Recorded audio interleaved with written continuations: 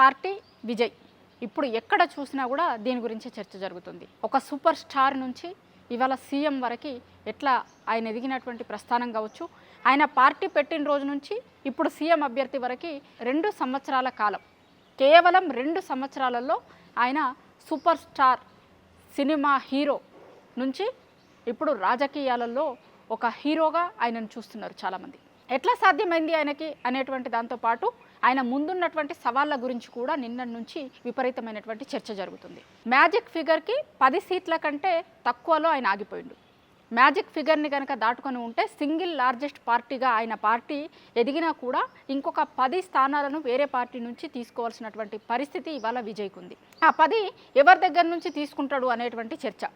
ఒక దిక్కు కాంగ్రెస్ పార్టీ ఆయనకి సానుకూలంగా ఉంది అని, ఇంకొక దిక్కు బీజేపీ ఉంది అని, చిన్న పార్టీలకు సంబంధించిన వాళ్ళు కూడా చర్చలు జరుపుతున్నారు అని. సో ఎవరి మద్దతుతో ఆయన ప్రభుత్వాన్ని ఏర్పాటు చేయబోతున్నాడు అనే దాంతోపాటు ఆయన ముందు ఉన్నటువంటి చాలా సవాళ్ళు ఉన్నాయి ఆయనకి.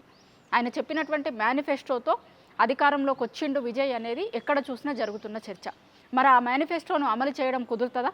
ఆయన చెప్పినటువంటి హామీలన్నీ అమలు చేయొచ్చా, చెయ్యగలుగుతారా? అక్కడ ఉన్నటువంటి బడ్జెట్ ఏంది? ఇవన్నీ చూసుకోవాల్సి వస్తుంది. ఇంకొక వైపు ఏంది అంటే జెన్జీ. విజయ్ గెలిచినప్పటి నుంచి మనం ఎక్కువ వింటున్న పేరు యువత. యువత అంతా విజయ్ వైపు నిల్చున్నారు కాబట్టే ఇవాళ విజయ్కి విజయం అనేది సాధ్యమైంది అనేది జరుగుతున్న చర్చ. యువత, మహిళలు ఈ ఇద్దరు మాత్రమే విజయంలో కీలక పాత్ర పోషించిర్రు అనేది చాలామంది చెప్తున్నారు. ఆయన ప్రకటించిన మేనిఫెస్టోలో కూడా ఈ ఇద్దరు లక్ష్యంగానే ఆయన ఇచ్చినటువంటి మేనిఫెస్టో ఉంది అని. ఆ మేనిఫెస్టో అంతా చేయడం సాధ్యమవుతుందా? ఆయన ముందున్నటువంటి సవాళ్ళు ఏంటి అనే ప్రశ్నలు ఒకవైపు అయితే, ఎక్కడ కూడా విజయ్ ఎన్నికల ప్రచారంలో ఎక్కడ కూడా ఆయన ఏం చెయ్యాలనుకుంటున్నాడు అనేది మాత్రమే చెప్పిండు, కానీ ప్రత్యర్థులని విమర్శించడం మీద ఎక్కువగా ఫోకస్ చేయలేదు అనేది ఆయన ఎన్నికల ప్రచారం మొత్తం చూసినప్పుడు మనకు అర్థమవుతుంది. కేవలం గెలుపు కోసం ఆయన ఏం చెయ్యాలనుకుంటున్నాడు, గెలిచిన తర్వాత ఏం చేస్తా అనే దాని మీద ఎక్కువ ఫోకస్డ్గా ఆయన ప్రచారం మొత్తం సాగింది అనేది చాలామంది ఆయన ప్రచారాన్ని చూస్తున్నటువంటి వాళ్ళందరూ కూడా చెప్తున్నారు. చాలా సందర్భాలలో చాలా ఇష్యూస్ని కూడా ఆయన పక్కకి జరిపి ఆయనకి సంబంధించినటువంటి ప్రొఫెషనల్కి సంబంధించిన ఇష్యూస్ కావచ్చు, పర్సనల్కి సంబంధించిన ఇష్యూస్ కావచ్చు, ఎన్ని జరిగినా ఎన్ని సవాళ్ళు ముందు కనిపిస్తున్నా కూడా వాటి మీద ఫోకస్ కాకుండా కేవలం రాజకీయాలలో గెలవాలి, రాజకీయాలలో ఆయన అనుకున్నటువంటి గమ్యాన్ని చేరాలి అనేటువంటి ఉద్దేశంతోనే ఫోకస్డ్గా విజయ్ పనిచేసిండు అనేటువంటిది ఇవాళ ఎన్నికల రిజల్ట్ చూస్తే అర్థమవుతుంది. ఎన్నికల ప్రచారంలో కూడా ఆయన ఫుల్ ఫ్లెడ్జ్గా పాల్గొనలేదు. కరూరులో తొక్కిసలాట జరిగి కొంతమంది చనిపోయిన తర్వాత ఎక్కడా కూడా అట్లాంటి భారీ బహిరంగ సభలు కానీ ర్యాలీలు కానీ పెట్టడానికి విజయ్ ముందుకు రాలేదు. నిజానికైతే ఇంకా చాలా జిల్లాలలో పూర్తిగా తిరగను కూడా తిరగలేదు. చాలా జిల్లాలలో ప్రచారం చేయలేదు. చేయనప్పుడు ఆయనని కొన్నిసార్లు ప్రతిపక్ష పార్టీలు విమర్శించినాయి కూడా. వర్క్ ఫ్రమ్ హోమ్ చేస్తాడని, ఇంటి నుంచే ఆయన ఇదంతా చేస్తున్నాడు, రేపు పొద్దున ఒకవేళ గెలిచినా కూడా ఇట్లాంటిదే ఉంటుంది, ఇట్లాంటివి చాలా విమర్శలను ఎదుర్కొన్నాడు.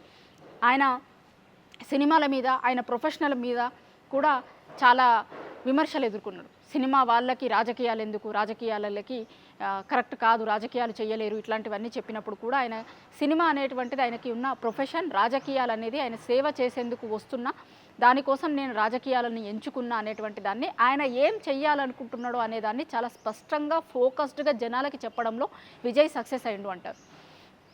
చాలా బహిరంగ సభలలో ఆయన భారీ డైలాగులు కొట్టడం కావచ్చు, లేకపోతే ప్రత్యర్థుల మీద భారీగా పంచులు కావచ్చు, లేకపోతే విమర్శలు చేయడం కూడా ఎక్కడా కూడా ఈ మొత్తం ఓవరాల్గా ఆయన పొలిటికల్ ఆయన పెట్టినటువంటి బహిరంగ సభలలో ఎక్కడ కూడా ఆయన పొలిటికల్ స్పీచ్లలో కూడా ఎక్కడా వినలేదు. అట్లా సాఫ్ట్గా ఉంటూనే ఆయన అనుకున్నటువంటి టార్గెట్ని ఇవాళ రీచ్ అయ్యిండు అని విజయ్ని చూసినటువంటి ప్రతి ఒక్కరు కూడా చెప్తున్నారు. కానీ ఇప్పటి వరకు బాగానే ఉన్నా ఇక ముందు ఆయనకి చాలా పెద్ద సవాళ్ళు ఎదురైతాయి అనేది చాలామంది రాజకీయాలను దగ్గర నుంచి చూస్తున్నటువంటి వాళ్ళు చెప్తున్నారు. సింగిల్ లార్జెస్ట్ పార్టీగా ఏర్పడ్డా కూడా ఇప్పుడు ఒక 10 మంది మద్దతు అవసరం కాబట్టి దాన్ని ఎట్లా హ్యాండిల్ చేసుకోగలుగుతాడు, దాంతోపాటు ఉద్దండులైనటువంటి పార్టీని ఏఐడిఎంకేని, డిఎంకేని తట్టుకొని ఎట్లా నిలబడగలుగుతాడు, రాష్ట్రంలోనే కాదు దేశంలో కూడా ఉన్నటువంటి పార్టీని తట్టుకొని ఎట్లా నిలబడగలుగుతాడు, జాతీయ పార్టీలని తట్టుకొని నిలబడడం అంత ఈజీ కాదు, అంత ఆషామాషి అయినటువంటిది కాదు. అట్లనే చాలామంది ఇంకొకటి ఏం చెప్తున్నారంటే, చాలా గొప్ప అడ్మినిస్ట్రేటర్లైన గతంలో పనిచేసినటువంటి సీఎంలని తలదన్నేలాగా ఈయన పాలన ఏ విధంగా చెయ్యబోతున్నాడు అనేది. ఇప్పటివరకు ఆయన బహిరంగ సభలలో డైలాగులు కొట్టి డైలాగులని చాలామంది విన్నారు. ఆయన చేసినటువంటి డైలాగులని చెప్పినటువంటి డైలాగులను కూడా బహిరంగ సభలలో పార్టీ మీటింగ్లలో చాలామంది విన్నారు. కానీ పాలన ఆ డైలాగులు కొట్టినంత ఈజీ కాదు. పాలన విషయంలో ఆయన తన మార్క్ని కనుక చూపించుకోకపోతే చాలా తీవ్రమైనటువంటి పరిణామాలు ఎదుర్కోవాల్సి వస్తుంది. ఏ విధంగా అయితే తమిళ ప్రజలు ఆయనని నెత్తిన పెట్టుకున్నారో అదే విధంగా ఒక్క నిమిషంలో కింద పడేయగలుగుతారు అనేది కూడా అక్కడ ఉన్నటువంటి రాజకీయాలను అందరినీ చూస్తున్నటువంటి వాళ్ళు చెప్తున్నారు. దాంతోపాటు మేనిఫెస్టో చాలా కీలకంగా మారబోతుంది. మేనిఫెస్టోలో చెప్పినటువంటి ఇష్యూస్ అన్నీ కూడా ఆయన చెయ్యకపోతే రేపొద్దున ఎట్లా ఉండబోతుంది అనేది చూడాలి అంటున్నారు. సో మొత్తంగా అయితే విజయ్ సాధించిన విజయం అసామాన్యమైనదే. రేపొద్దున ఆయన ముందున్నటువంటి సవాళ్ళు కూడా చాలా కష్టంగా క్లిష్టంగా విజయ్ సాల్వ్ చేసేటువంటివే కనిపిస్తున్నాయి. ఆయన ఎంచుకున్నటువంటి దారి పూలపాన్ పేమీ కాదు. ఇవాళ వచ్చినటువంటి విజయం కొంత ఈజీగా వచ్చినట్టు కనిపించవచ్చు, కానీ ఈ 5 ఏళ్ల పాలన అనేది అంత ఈజీగా ఉండకపోవచ్చు అనేది విజయ్ పార్టీని, విజయ్ ప్రస్థానాన్ని చూసినటువంటి ప్రతి ఒక్కరూ అంటున్నమాట.